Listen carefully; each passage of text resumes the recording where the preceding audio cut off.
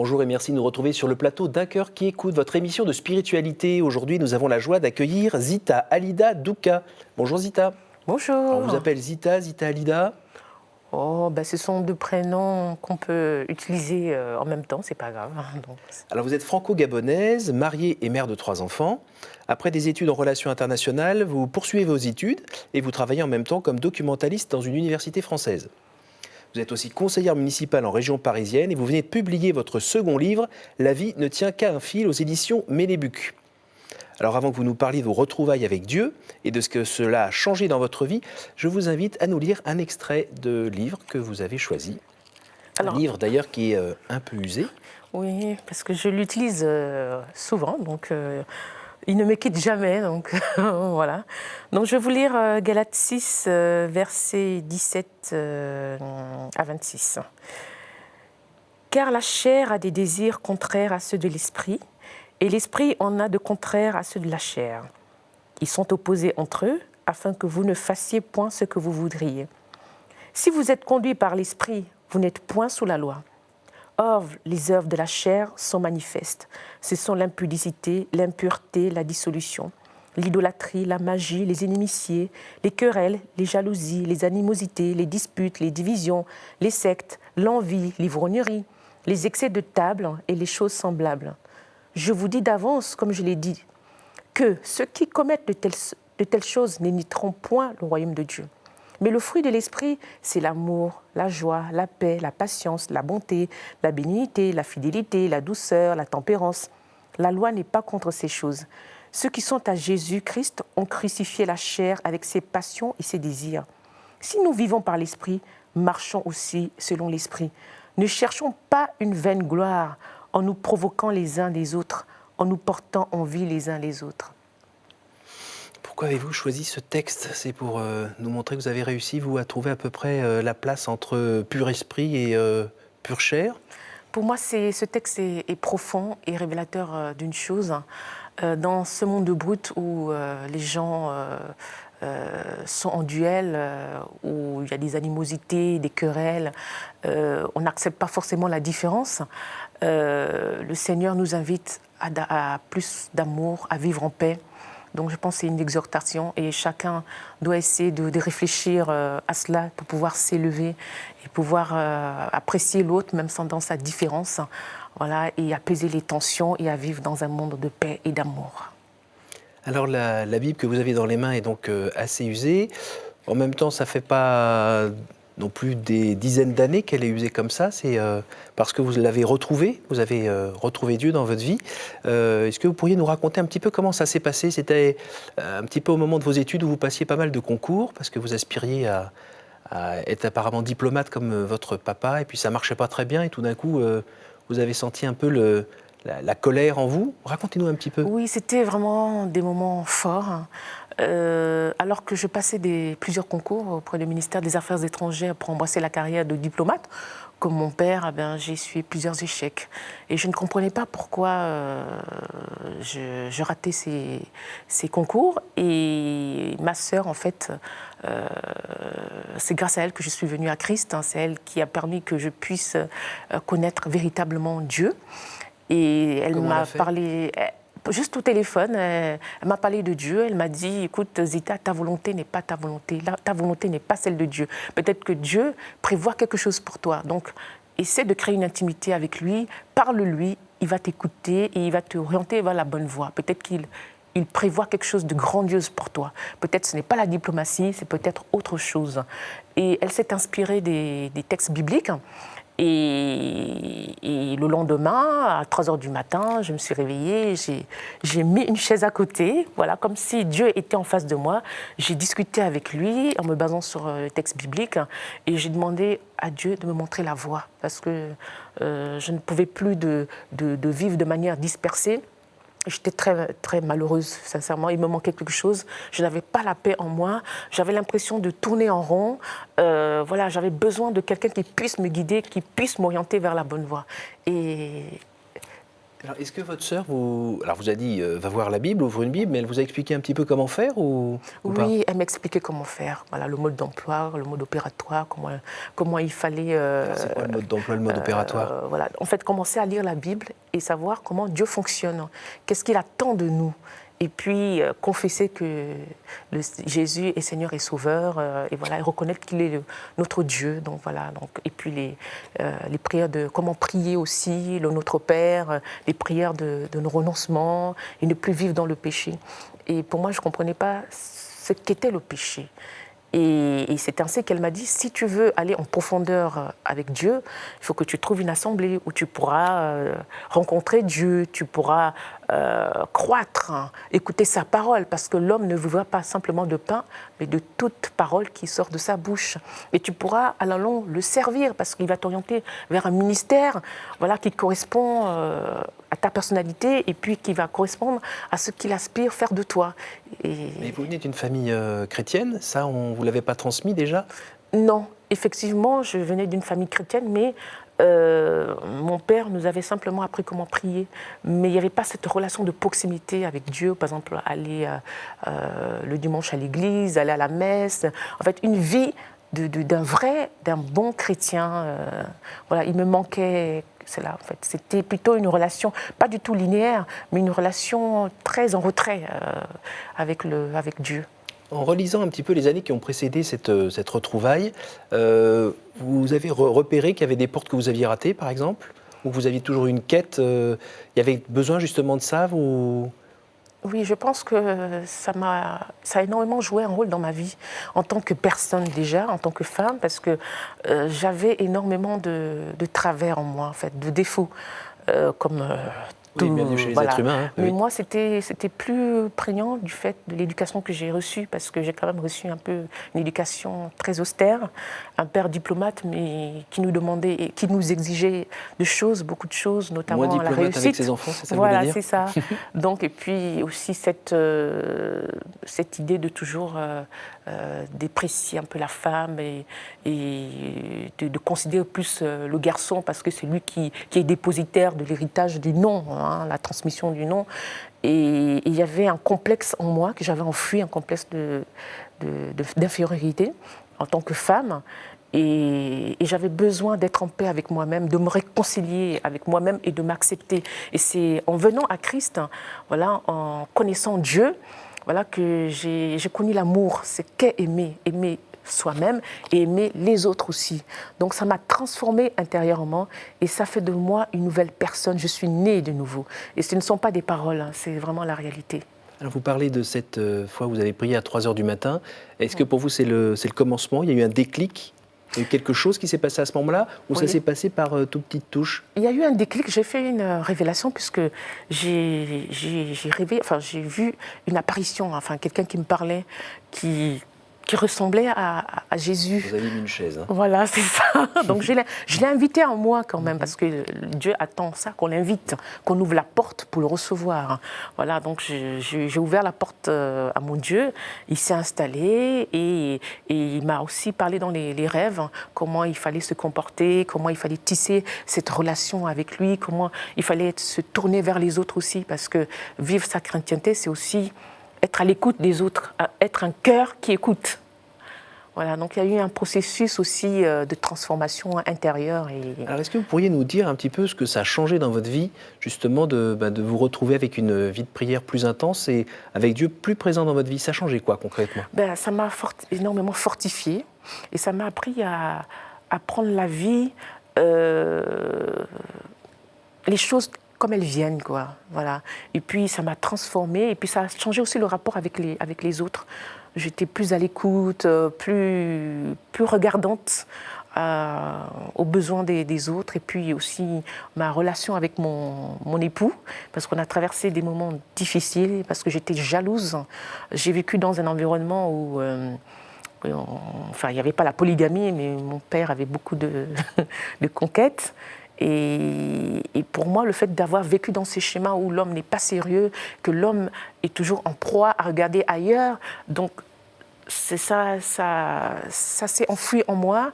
Et quand mon époux, par exemple, allait voir des amis, je m'imaginais des scénarios qu'il me trompait avec d'autres femmes. Donc j'étais malheureuse, je me faisais des idées, j'étais pas en paix avec moi-même. Donc en priant, en priant, faisant en confiance. faisant la rencontre de Dieu. Donc, il m'a façonné au fur et à mesure, il me façonnait, il me faisait devenir une autre personne qui a appris à avoir confiance en soi et avoir confiance en mon époux. Et c'est comme ça que nos relations et nos rapports se sont améliorés, puisqu'on a mis Dieu au centre de notre union, de notre relation. Et notamment dans le mariage? Notamment dans le mariage, oui, puisqu'on s'est mariés par la grâce de Dieu. Puisque là, à l'église où on priait, ils nous ont dit non, on vivait un peu de manière immorale. Donc, et vous l'avez compris, ça? Oui, on l'a compris, parce qu'il y a eu un accompagnement. On nous a expliqué pourquoi on vivait sans être mariés et ce qui pouvait déplaire à Dieu, que Dieu, s'il voulait, si nous, en tant que couple, nous voulions avoir des bénédictions dans notre foyer et mener une vie forte avec Dieu, il fallait qu'on soit en règle, qu'on se marie, qu'on puisse se marier. Alors dites-moi, comment ça se passe quand tout d'un coup on a les yeux qui s'ouvrent, les écailles qui tombent des yeux, et on se rend compte que finalement on n'était pas du tout dans les clous, pas simplement pour appliquer la règle, mais simplement on n'était pas dans un niveau qui permettait de dialoguer peut-être davantage avec Dieu, de voir qu'on était dans le péché tout simplement. Oui. Comment on vit ça? On est heureux après. On est comme... Mais pour la prise de conscience, c'est pas un coup de massue sur la tête? Ah non, pas du tout, parce que pour moi personnellement et mon époux, l'objectif c'est de plaire à Dieu, de marcher dans la sanctification, de marcher selon les règles. C'est comme dans une société, il n'y a pas l'anarchie, vous devez vous imposer, vous devez respecter les règles pour pouvoir vivre en paix, et ne pas heurter l'ordre public. C'était de cette manière aussi être chrétien, c'est-à-dire vivre selon les desiderata, selon les principes que Dieu nous impose. C'est comme ça qu'on va évoluer. Et alors, quels ont été les fruits pour votre vie de couple, justement, le fait de se marier? Parce que vous aviez déjà les 3 enfants étaient là. Oui, tout à fait. On avait déjà quelques années de vie maritale. Qu'est-ce que ça a changé? C'est pas juste signer un papier à la mairie, à l'église, et puis c'est réglé? Au contraire, ça a changé beaucoup de choses, parce que le fait qu'on ait mis Dieu au cœur de notre famille, Dieu travaille énormément, on prie énormément, on prie ensemble, tous les 5. Voilà, et puis... Quand, à la prière du soir? La prière du soir ou du matin. Donc on prie énormément en famille. Et puis... la gestion du foyer, de la famille, on la confie au Seigneur. C'est lui qui nous donne les directives, les orientations. C'est-à-dire Dieu est présent et omniprésent dans notre famille. Alors, vous voulez dire que personne ne se chamaille chez vous? Les enfants ne se donnent pas des coups de pied dans les mollets? Il y a des épreuves, il y a des disputes, mais on arrive quand même à surmonter, parce que quand les disputes, les tensions surviennent, on se dit, on commence à prier, on retrouve un texte biblique, on le lit, on essaie de le comprendre. On appelle l'Esprit Saint. L'Esprit Saint, surtout l'Esprit Saint, de venir prendre possession de la situation. De venir dans la maison et éclairer un petit peu. Régler, et après avec la communication, et puis la repentance, puisque la personne celui ou celle qui est fautif reconnaît ses torts, demande pardon, et puis on repart sur de nouvelles bases pour que demain on construise une relation familiale très forte et qu'on ne puisse plus refaire les mêmes erreurs, parce que le plus important c'est d'avancer et ne plus refaire les mêmes erreurs. Alors, vous n'avez pas justement de temps en temps un peu de lassitude qui vient, ou un peu parfois un peu de désespoir, parce que finalement il y a quand même des torts, des travers qui sont toujours là et qui n'arrivent pas à partir? Il n'y a pas des moments où vous dites décidément on s'en sortira jamais? Effectivement, mais pas au point d'être découragé. Il y a des moments, c'est vrai, on se pose des questions, on se dit, par exemple, quand on a des périodes difficiles, la sécheresse financière, il n'y a pas d'argent, on se dit, qu'est-ce qui se passe? Il y a processus de remise en question, mais on se dit non, on reconnaît la parole, la promesse de notre Dieu, on se dit non, l'Éternel est notre berger, il pourvoira toujours à nos besoins, le psaume 23, et qu'il a des projets de paix et de bonheur et non de malheur, afin de nous donner l'avenir et l'espérance. Donc on se prolonge tout de suite dans la parole pour pouvoir nous fortifier, pour pouvoir surmonter ces épreuves. Les épreuves, elles existent, ça fait partie de la vie d'un chrétien. la persécution aussi. Mais l'essentiel, c'est savoir revenir à l'essentiel. Ça. Oui, voilà. Voilà, j'ai accepté ça. Je me dis, la vie, elle est faite de haut et de bas. Et l'essentiel, c'est de rester imperturbable et de croire, faire confiance en son Dieu. Et en aucun cas maudire Dieu ou voilà, se mettre dans une posture de victime, voilà, et se dire que voilà, Dieu est responsable de tout cela. Non, se dire que voilà, je prends la vie telle qu'elle vient. Si les épreuves surviennent, c'est que demain, il y a une bénédiction, une grande bénédiction, et je sortirai de ces épreuves grandie, fortifiée. Alors, j'ai cru comprendre que vous vous leviez plutôt au milieu de la nuit pour aller prier un peu. Oui. Pardon, un peu comme les moines, vers 3 heures du matin. Oui, tout à fait, oui. Ben, je profite un peu de cette accalmie, pour pouvoir parler à mon Dieu, pour pouvoir, parce que parfois dans la journée, c'est pas évident, il y a le travail, il y a les enfants qui crient à tue-tête, donc c'est pas évident. Or, je veux aussi, dans ce cocon familial, avoir aussi mon espace personnel avec Dieu. Et je l'ai à 3 heures du matin. Je règle mon réveil, 3 heures du matin. Je parle avec le Seigneur. Je lui fais un récapitulatif de la journée et mes attentes par rapport à lui. Et qu'est-ce qu'il veut faire de moi? Comment va-t-il m'utiliser pour l'avancée de son royaume? Et je pense que c'est le principal. C'est vrai. C'est bien de satisfaire des besoins personnels, mais je pense qu'il ne faut pas oublier que l'essentiel, c'est de participer à l'avancement du royaume, répandre l'évangile autour de nous, dans un monde, comme je disais tantôt, où les gens méconnaissent Dieu, où les gens ne croient pas en Dieu, sont athées, mécréants, voilà, sont malheureux, sont déprimés. On le voit même dans le milieu professionnel, il y a le harcèlement, les gens se suicident. J'ai travaillé dans une société où les gens se sont suicidés, étaient malheureux. Donc, on ne peut pas rester impuissant en tant que chrétien. Et la Bible... Alors, qu'est-ce que vous faites pratiquement? Voilà. Vous leur parlez à ces gens-là? Oui, je leur parle. Je leur parle de Jésus. Votre engagement politique, c'est lié un petit peu à ça aussi? Aussi, parce que pour moi, à l'image de Christ, on essaie un peu de viser le bien-être des autres. Et le bien-être collectif, c'est très important. Et je pense que la mission qui est la nôtre, c'est de participer au bonheur des autres. Au bonheur des autres, ça fait quoi? C'est une parole de consolation, être attentif à tout ce qui se passe autour de nous. On ne veut pas changer le monde, mais si on peut le rendre meilleur, pourquoi pas? Alors, quand on regarde un peu votre parcours, vous êtes donc né au Gabon. Après, vous êtes allé faire un tour en Belgique vers l'âge de 12 ans. Oui, c'est ça. Après, ça a été en Afrique du Nord, je ne sais plus si c'est... Au Maroc. Au Maroc, voilà. Et puis après, la France. Donc, on va dire enfance plutôt cosmopolite. Tout à fait. Mais vous avez eu l'occasion de voir que la différence, ce n'était pas forcément un plus. C'était souvent une occasion de discriminer. Comment vous arrivez à marier un petit peu, j'ai envie de dire, votre foi chrétienne et puis cette lutte contre les a priori de peau, de couleur de peau, de langue, de forme, grand, petit, haut? Comment vous faites? C'est quoi la différence entre une sorte d'humanisme et puis le fait d'être chrétien? En m'adaptant à toutes les situations, en m'intégrant aux différentes cultures qui s'offrent à moi. Et en faisant prévaloir aussi les principes de Christ. En fait, je sais un peu de m'identifier à Christ.